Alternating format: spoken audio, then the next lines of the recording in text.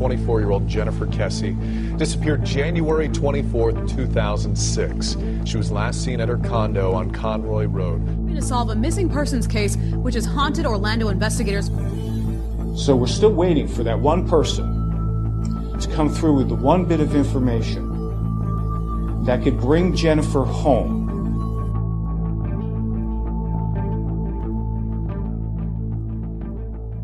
This is Unconcluded, a real-time investigation into the disappearance of Jennifer Kesse. I'm your host, Sean Gerd. Last episode, we considered the possibilities of Jennifer Kesse herself, not just her car, being at the Huntington on the Green condominium complex on January 24th, 2006. A resident at the complex said she saw a woman she believes to be Jennifer and a ponytailed man walking through the parking lot in the afternoon hours of that day. And many of you had a hard time believing that this person could be Jennifer Kesse. In fact, I did too. But why? It's because of who we believe Jennifer to be and the things that we've heard about her, from her family and from others, about how she was responsible and safety conscious, about how she wouldn't have allowed herself to be put in the type of situation that was described. Even before this podcast, we've all heard bits and pieces over the years describing these characteristics of Jennifer. But a quote from Jennifer's dad, Drew, at the end of a recent Orlando Sentinel article made this really stand out. He said, "After 11 years, it's difficult for her to not be an object. We need people to realize she's a human being." And he's right.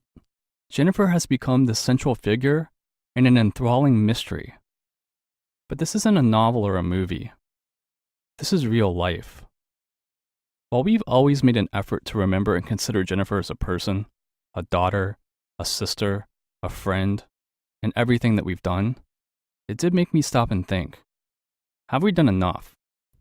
What could we offer to make sure that we're not only working towards finding answers in this case, but also reminding everyone, those of us who have never met Jennifer, just who she is? Later in the show, we're going to review the investigation, and there's some other important updates I want to get to as well. But right now, there's nothing more important than trying to answer one question. Just who is Jennifer Joyce Kesse?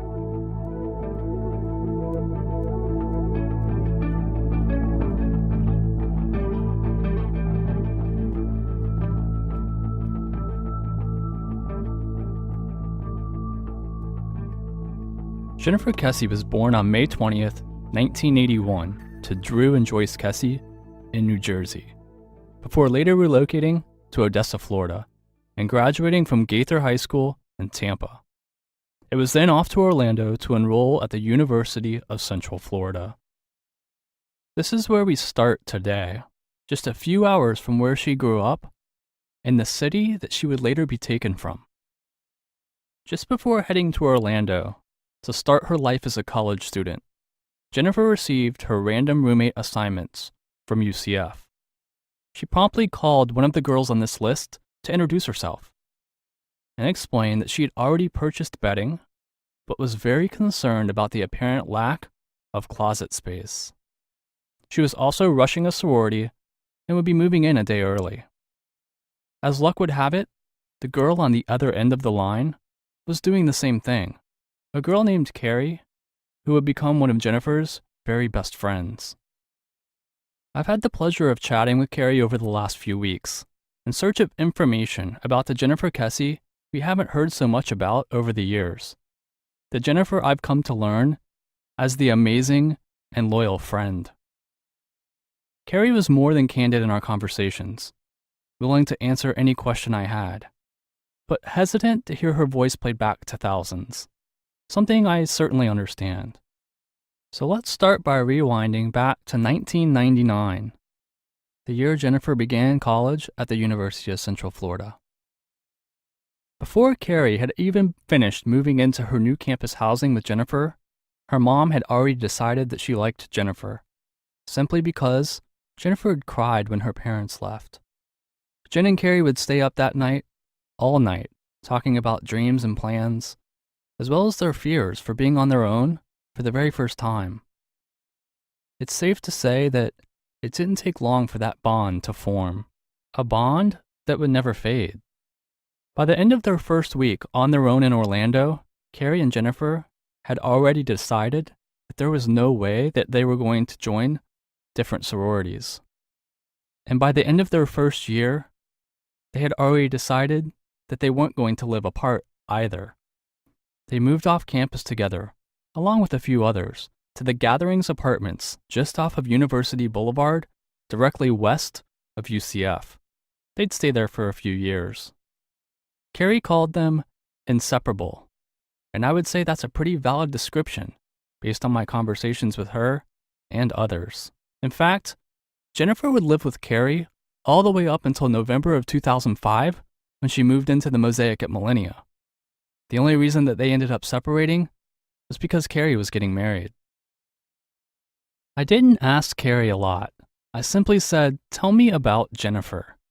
And Carrie would describe how Jennifer was terrified of bugs, her absolute obsession with the New York Giants, her wicked humor, and their frequent shopping trips. She talked about how she was a huge Dave Matthews Band fan and could rap an entire song after only hearing it a few times. She told me about how Jen loved to snack, but wasn't big on sweets, how she didn't like trying new things to eat and was easily grossed out. And she described how they were both sucked into the beginning of the reality TV boom. But most of all, she talked about how smart and determined Jennifer is. And not just book smart, but with an extreme awareness and common sense beyond that of most. Carrie described how big of a deal it was when Jennifer decided to switch her major from pre-med to business, but that it had come with a clear-cut vision of where she was going and exactly how she was going to get there. Carrie was also quick to point out that Jennifer is someone not afraid to speak her mind and stand up for herself, maybe even portraying a bit of an edge. But behind it was a kind heart, the kind of person to cry and then get mad at herself for doing it. She even talked about overhearing police officers in those early days of Jennifer's disappearance discussing if Jennifer was being bothered and had just been too nice to say anything. But Carrie was very, very clear. That was not Jen. She'd also share more details about the first days of Jennifer's disappearance, about how the second she'd heard that Jennifer hadn't shown up for work, that she knew something was really, really wrong. She talked about how hard it can be for people to grasp just how responsible Jennifer was. Carrie also talked about how she'd known Jennifer for so long. They'd lived together for all those years, and they'd been so close, they knew everything about each other, the good, the bad, and the ugly. They were close enough that they could tell each other anything, even those things that weren't becoming, because there was no judgment. She believes that if Jen had some kind of secret or something going on, that she would have been able to tell something was off. She said Jen never really was a good secret keeper. Carrie even recalled her phone conversation with Jennifer the day before she left for St. Croix. Her biggest worry at the time, the bathroom situation with all of those people staying in one location. Carrie mentioned that Jennifer was a creature of habit during the work week, and there's just no way she would have gone back out after she was home in her sweats. But Carrie wasn't the only person I had a chance to talk to about Jennifer. Jennifer the friend. I also spoke with another roommate from college, Lindsay. So Jen and I met freshman year during sorority rush. This would have been August 1999. And we ended up joining the same sorority. We were 80 Pies at UCF. And that kind of started an inseparable bond. And that's how I also met Carrie. The two of them, they lived together, and they were randomly paired freshman year, and I basically also lived in their dorm with them. Mm-hmm. My conversations with Lindsay went much the same way. My questions were simple. Tell me about Jennifer. She literally is the friend that will drop anything for you. She once drove an hour to me because I was having a meltdown over a breakup. And looking back on it, it was really the stupidest thing, but she dropped everything to eat ice cream and sit there with me and watch TV until the wee hours of the morning. And this was at a time we didn't live together, and she ended up staying the night at my house because I needed consoling.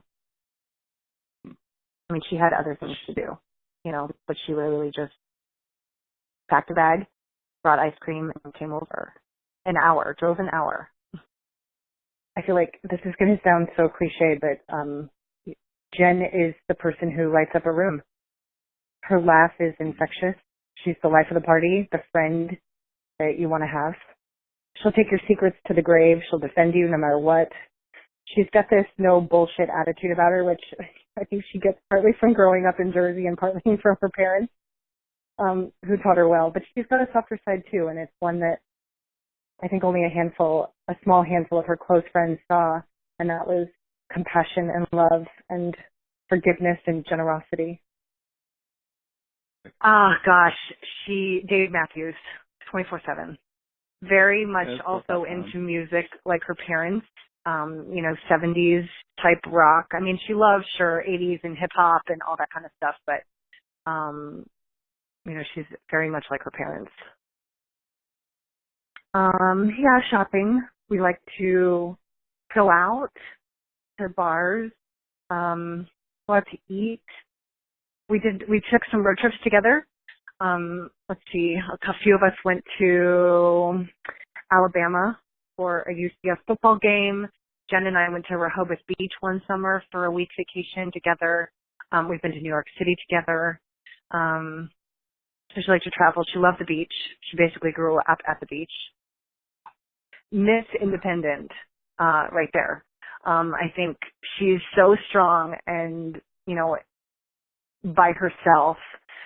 I don't think that she was ever a needy type person. She never needed companionship. Sure, it was nice. And yes, she had boyfriends or people that she was interested in, but it was never something that she needed.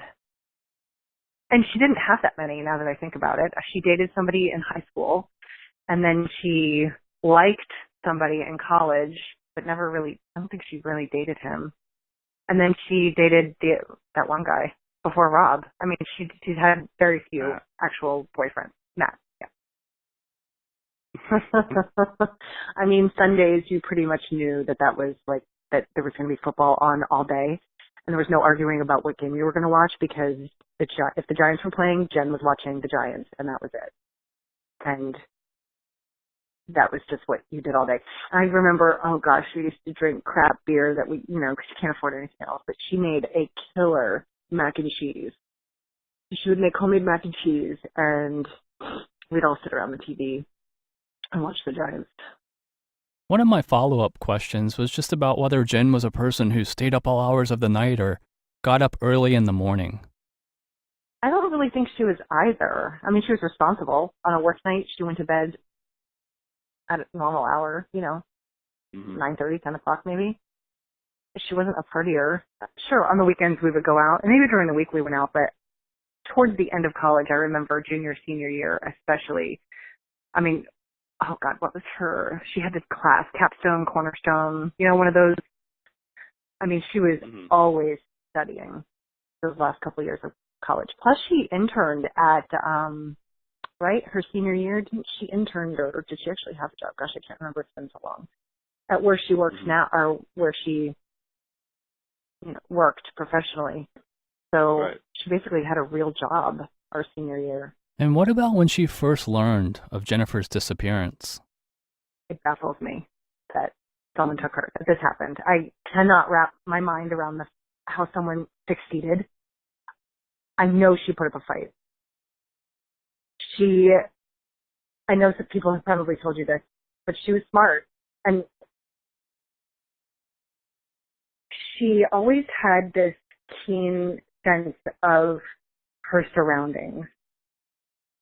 From the moment I met her, it wasn't anything we learned in school or learned in a sorority. She was just always really smart about who she was with, who she was associating herself with, who was behind her at the mall, who she parked next to.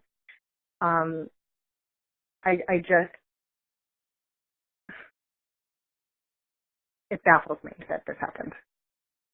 She just, and we all learned, I think that,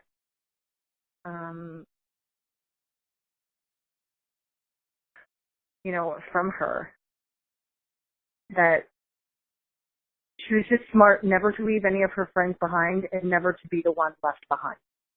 Whether we were out at a sorority event or we were out on our own or out to dinner or at the mall, it was always like going in groups. What's that term? The buddy system. She was just always smart like that. Maybe it came from her obsession with watching Law and Order SVU. I don't know. But that girl watched aside from reality TV, hours and hours of Law and Order SVU. And maybe that's what, helped shape this sense of smarts about her. I also asked if Jennifer had ever had issues with anyone. Oh gosh, never. And if anyone had an issue with her, I didn't know about it. I mean, she, aside from just her good friends, she pretty much kept to herself. I mean, she never was the one to start controversy or drama or get into cat fights. I mean, it just wasn't her thing. She didn't care about any of that kind of stuff. I can't think of anybody, man or woman, that had an issue with Jennifer Kesse. I also asked specifically about those stories that we've heard, that Jennifer used to tell her friends and family about her worries of the construction workers in her building. Briefly. So when she disappeared, I was living in South Dakota. I had moved like a year before Jen moved into her condo for my first job. But she had told me over the phone on one occasion, just one time, when I had asked her how the new condo was. She said, along the lines of, because obviously it's been so long, it's great, I love it. A lot of people are still moving in, and, the workers just kind of give me the creeps. And I was like, I think I laughed about it. I said, what do you mean the workers give you the creeps? And she said, they just stare at me and they holler and shout and stuff. And she kind of, then just let it go, disregarded it. Was she fluent in Spanish? No. No. No, okay. But Oh, anyway. no, I did her Spanish homework. I minored in Spanish. Oh, that's so funny. she could say certain things like, ¿Dónde está el baño? And give me a beer, and where's this? But she was not fluent, no. So I guess we can chalk the Spanish rumor up to more misinformation. In closing with Lindsay, I just asked her to tell me something that she felt like hadn't been shared in all these years. Something about Jennifer. So I think what I would like people to know is that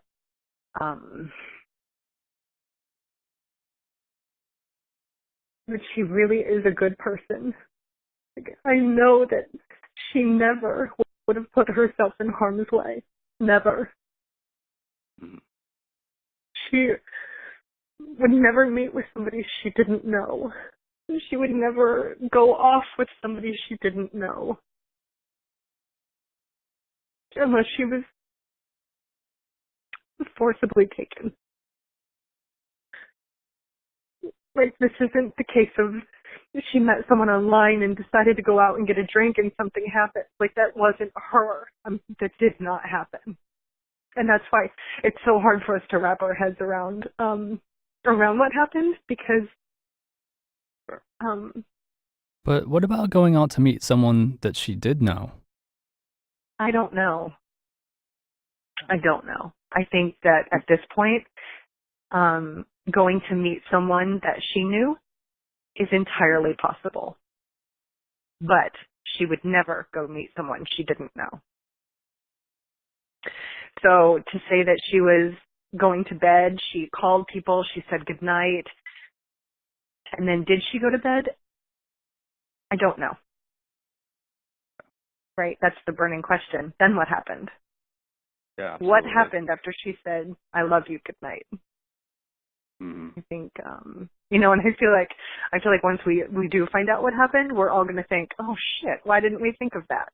Or, of course, that's what happened. It makes total sense. But, you and it's so hard for all of us, especially her parents. How do you know how to grieve if you don't know what you're grieving? Sure, there's a loss, but is it just a moment, or is she not coming back? But it wasn't just those closest to Jennifer who said these things.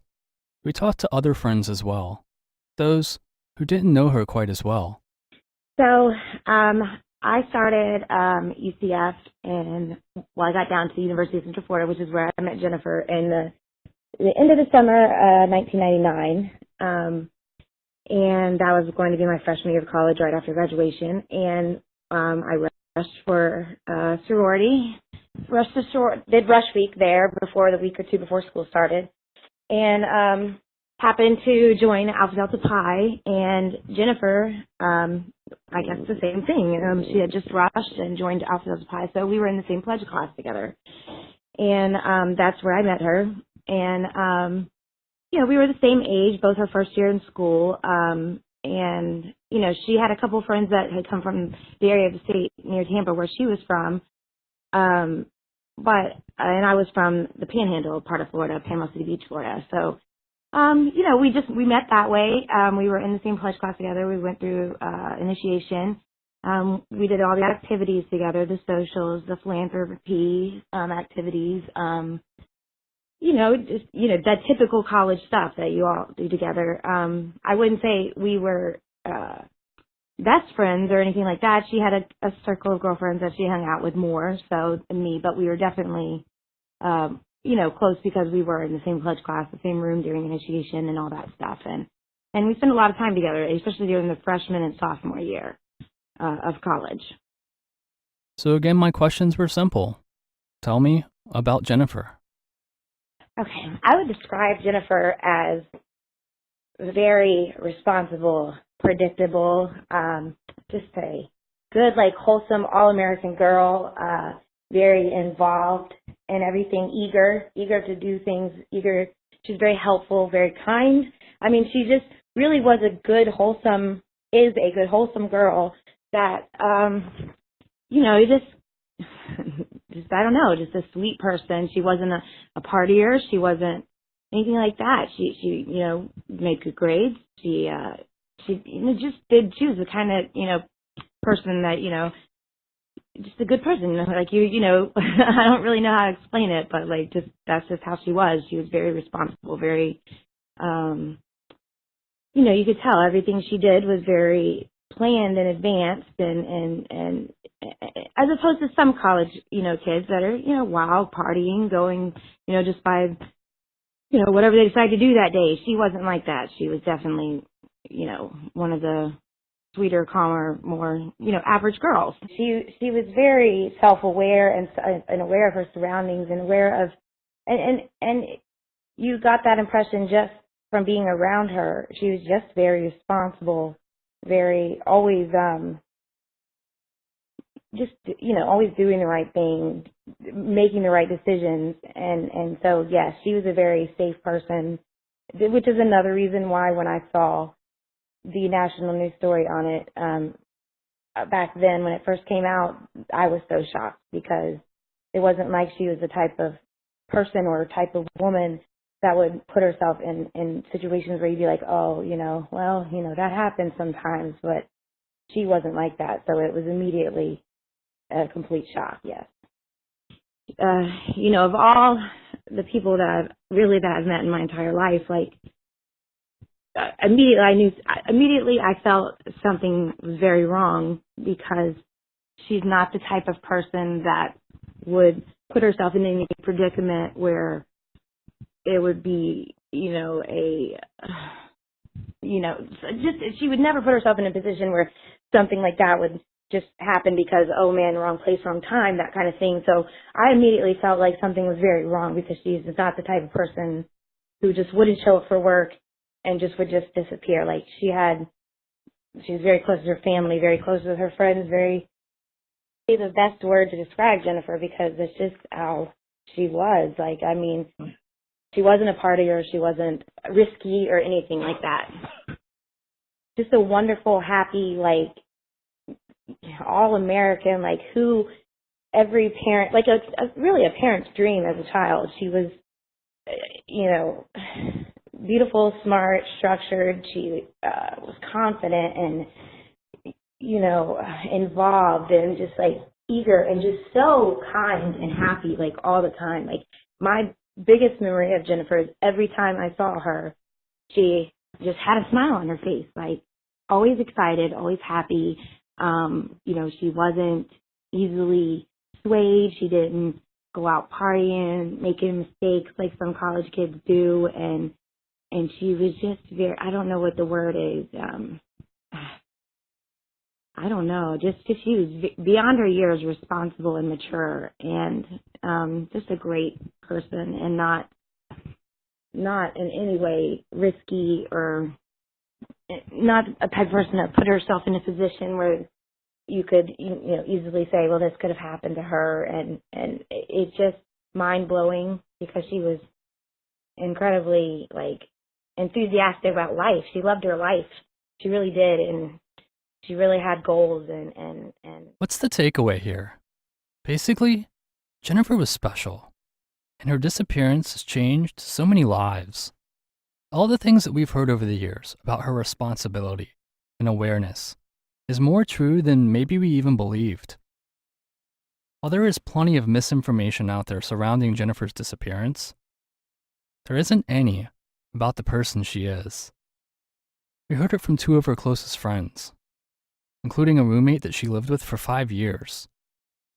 But we also heard it from someone who didn't know her nearly as well. There's no question about the individual that Jennifer is, which is further confirmation that the chances of her being taken by surprise or having a deep, dark secret that's responsible for her disappearance just aren't very high.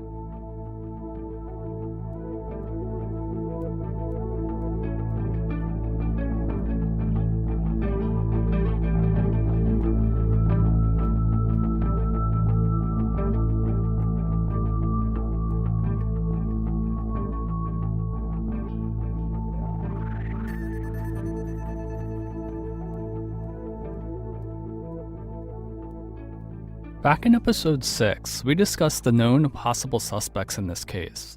Among them was an ex-boyfriend of Jennifer's, who is said to have been just across the street from Jennifer's condo the night before she was reported missing, within the window of her disappearance.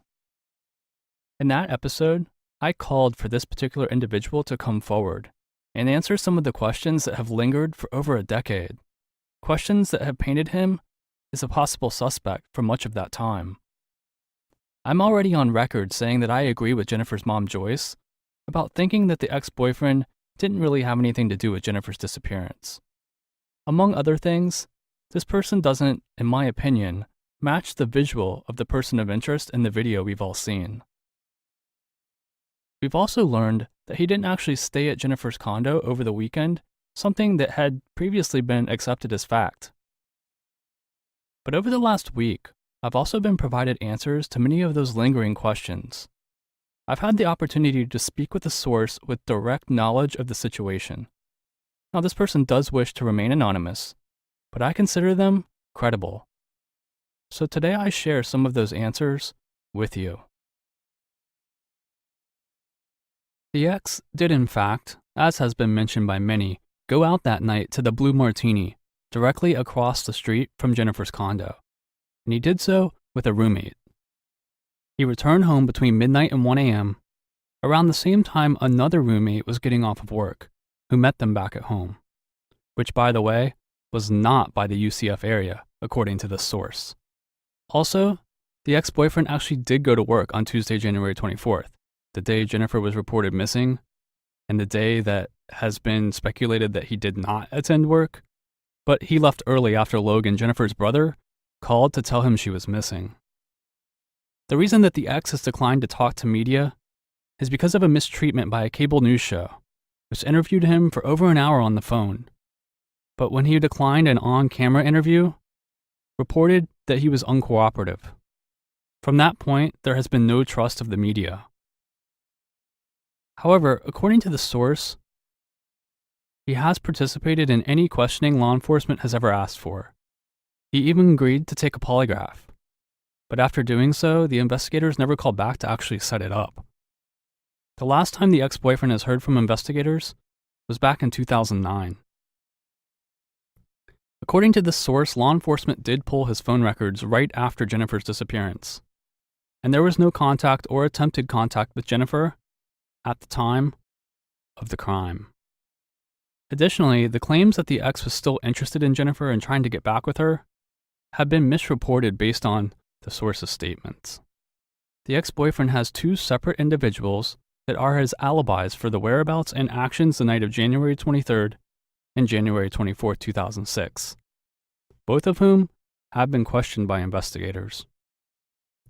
All this goes to say, for us, considering the ex-boyfriend as a suspect is over, unless new evidence comes to light that we're unaware of.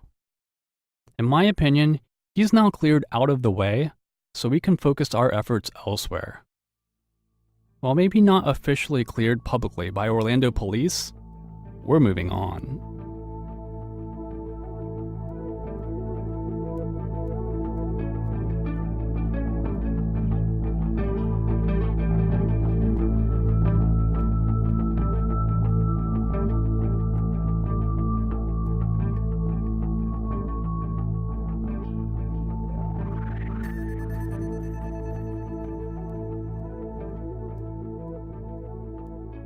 Before we're done with this episode, I want to take a few minutes to review where we are in this investigation.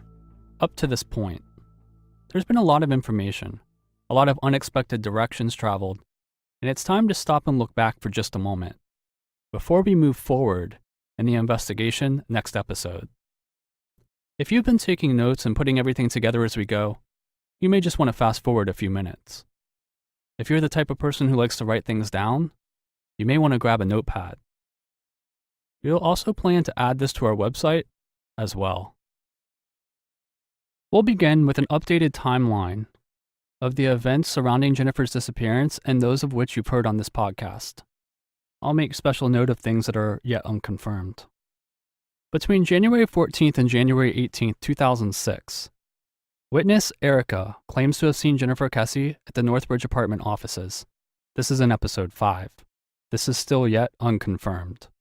Wednesday, January 18th, 2006, Jennifer departs Orlando and drives to her boyfriend's home in Fort Lauderdale in preparation for her trip to St. Croix.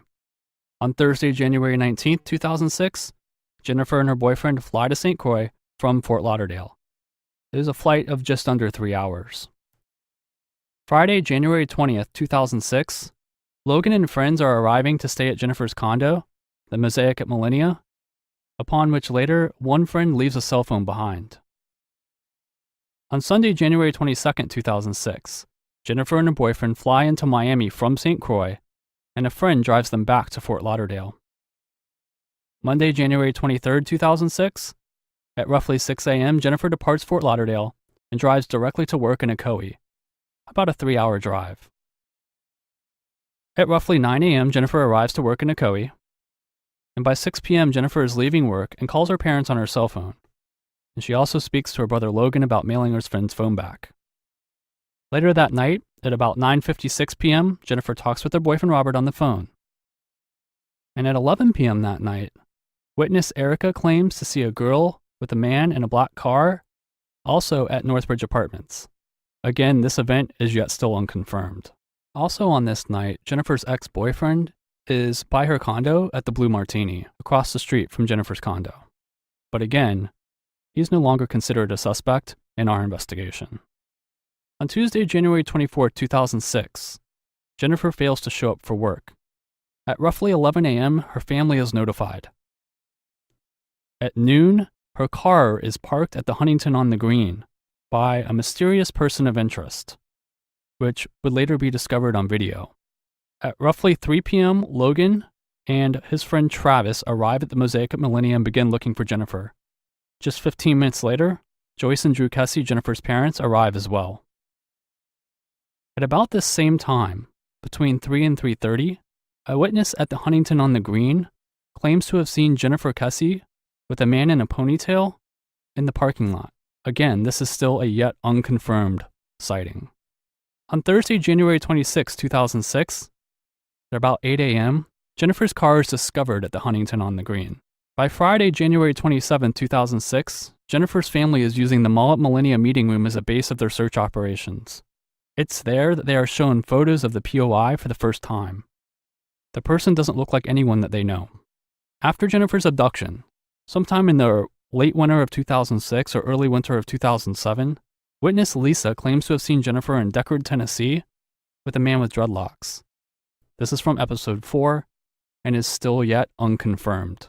And then in January of 2010, 4 years after Jennifer's disappearance, a complaint is filed against a coworker, alleging inappropriate comments about Jennifer at the time of her disappearance.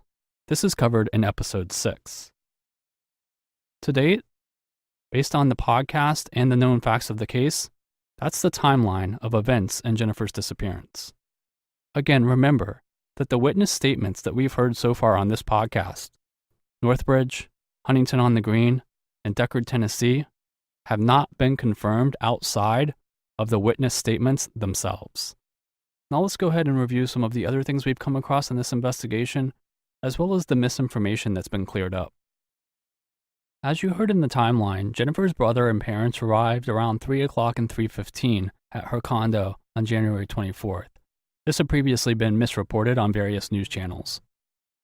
Also remember that the person of interest video shows Jennifer's car being parked at 1 p.m., 1300 hours. But the reality is the timestamp on the camera had not been adjusted for daylight savings time. So 1200 hours or noon is the correct time frame of the person of interest video. We also believe the person of interest's height to still be in question, and find it very possible that this individual's height is taller than the FBI determined. It's been reported that Jennifer's mobile phone was powered down and the battery removed at 10:40 p.m. the night of January 23rd. But in talking to Jennifer's mom, Joyce, she said that they have never been told this. So that fact is in question. Another area of misinformation over the years has been the bloodhound that traced the POI's scent from Jennifer's car back to her condominium complex. There's been various reports of where that dog tracked back to. But as you heard from Joyce Kesse on this show, the dog tracked back to the back stairs facing the pond at Jennifer's condo. We've also clarified that Jennifer didn't have a working security system in her condo. There was an alarm panel, but she didn't have a code or an ability to arm or disarm it. However, there was a panic cord next to her bed, which would notify her call 911, and it was never pulled. Another point of misinformation is that Jennifer's key fob was found years later in a neighborhood in Orlando. However, according to Joyce Kesse, this is not the case. This information is also included on a document on our Facebook group, with even more detail than I've presented here. If you find yourself needing a refresher, that'd be a great place to start.